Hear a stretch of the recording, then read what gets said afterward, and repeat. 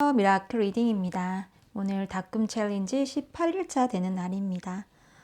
The Present 96쪽에서 99쪽 읽어보도록 할게요. She said if she ever stopped putting dollars in, we would go to dinner on her. She laughed. She was sure there would be enough money to pay for an expensive meal.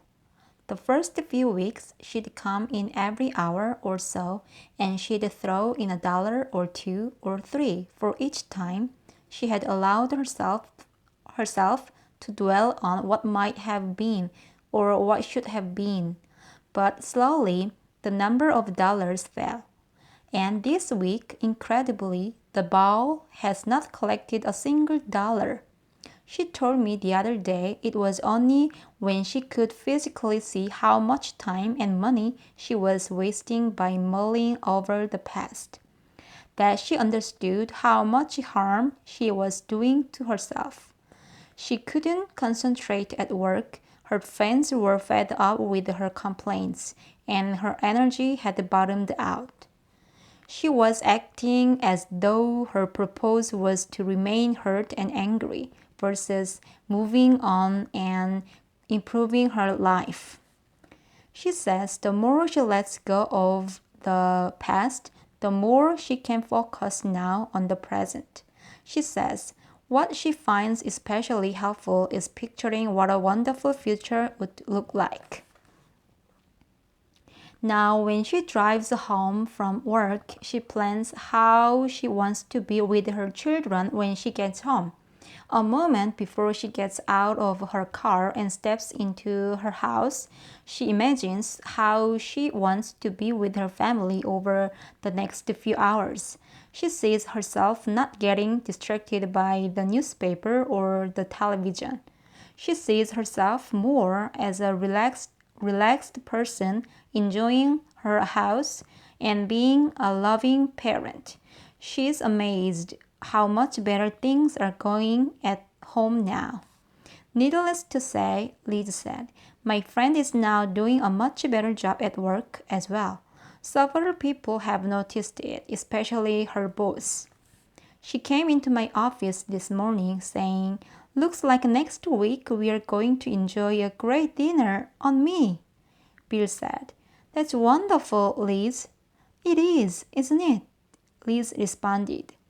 Then she added, I told my husband about how much better my coworkers and I were doing at work and how much of it was due to using what we'd learned from the present. My husband, she went on, is always worried about how we are going to pay for things like the twins, college tuition, even though they are only 5 years old. He obsesses over getting promoted and making more money so we can buy a bigger house. He's afraid we won't have enough money to retire later.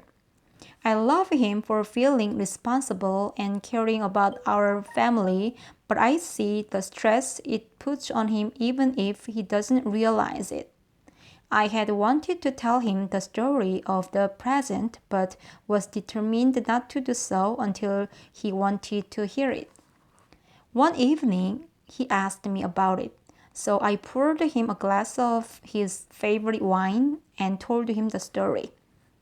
I wasn't sure he was paying attention, but when I'd finished, he said, what I like about the story is how you worry less when you have a plan for the future, because the future becomes more known to you. He asked, what was it the old man said in the present? It is important to plan for the future if you want the future to be better than the present. Then he added, I don't think you and I do that often enough. Liz went on, and he was right. I didn't plan enough for the future either. It's been a big shortcoming. My husband suggested, let's carve out time on Saturday morning to go over our finances. I agreed and said, in the meantime, we can pull together our financial records and anything else you think we need. He seemed happy about that. We had a very good financial planning session, the best we've ever had. We dealt with a number of things that we had been putting off. Later that week, my husband came up to me and gave me a big hug. I asked him why he was in such a good mood, and he said, "I feel so much better." "Why?" I asked.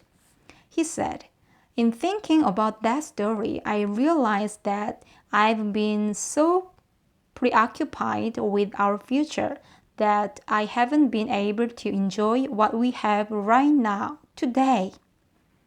I've been breaking my back to make more and more money, and suddenly I realized even if I make $1 million a year, there will always be something that we can't afford or prepare for."